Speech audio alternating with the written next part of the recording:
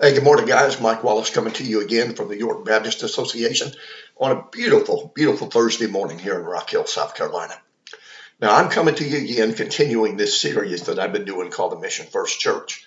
The Mission First, that phrase, I stole that from Brett Day, our own Brett Day. Thank you, Brett, for that. And when I talk about Mission First, what I'm referring to is a church that understands the mission that God's given the church, and they commit to that, and everything they do as a church works towards fulfilling that mission. So in the first video series, I talked to you just for a second, first video of the series, I talked to you for a second about mission versus the missions that we do. And the mission is the driving force for who we are and what we do. The mission is why we exist. So the commitment to the mission must come first. The understanding of the mission must come first. And then when we fulfill that mission, the activities that we do to fulfill that mission, that's missions itself, right?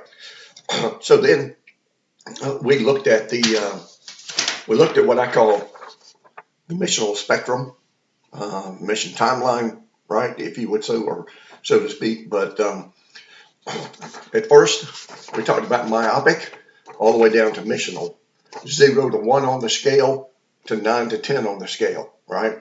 Myopic is the eye disease. You can't see anything except for what's immediately in front of you. Myopic churches are self-centered, self-focused, and they're very preference driven, right?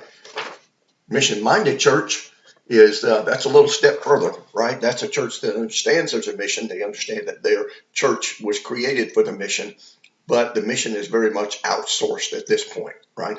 We understand the mission, we think about it, we pray for it, we give to it, and it's really kind of outsourcing to the denomination, particularly in our Southern Baptist life, outsourced to our North American Mission Board and to our International Mission Board. Which the giving is fantastic, the praying is fantastic, the mission, we get strongly encourage that, but the church can't be limited to that. So then we talk about mission active. All right, the mission active is the church is actually involved in the mission.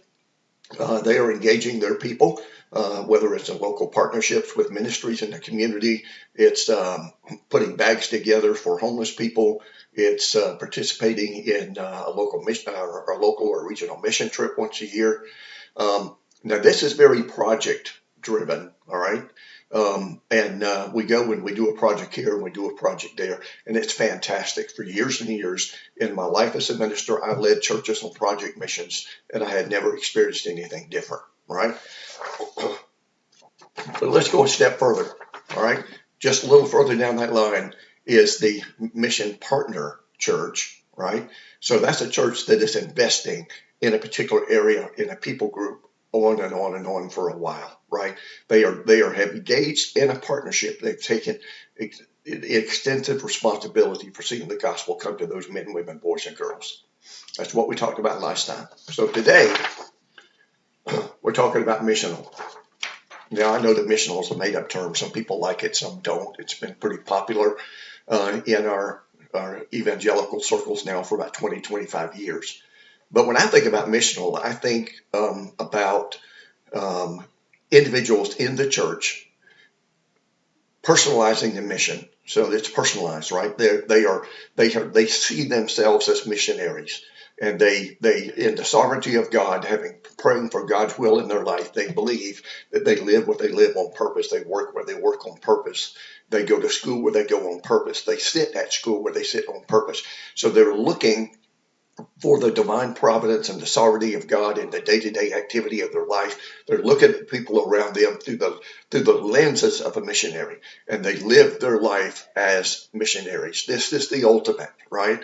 This is when a church, man, yeah, we have the projects and we have the programs and we participate in the missional offerings and everything like that. We go on missions. We're in partnership in certain places, but now our individual people are living like missionaries, and the biggest majority of the people that are being saved in the body life of our church are being saved in the relationships of our members out there in the community or at work, in the family reunions, in the neighborhoods.